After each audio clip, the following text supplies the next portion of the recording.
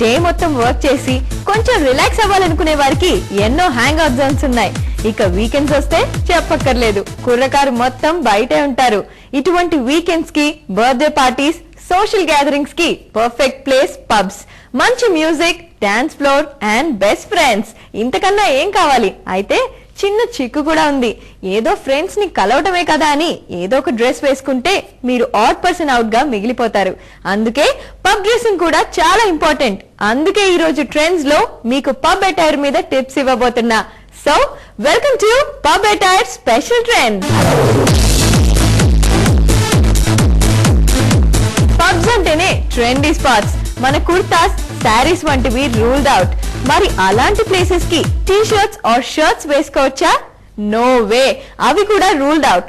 చాలా పబ్స్ లో dress code కూడా ఉంటుంది. అయితే మన కన్వీనియన్స్ ని బట్టి, ఒకేషన్ ని బట్టి, అలానే మన మూడ్ ని బట్టి మనం తయారైతే మన ఈవినింగ్ ని హాయిగా ఎంజాయ్ చేయొచ్చు.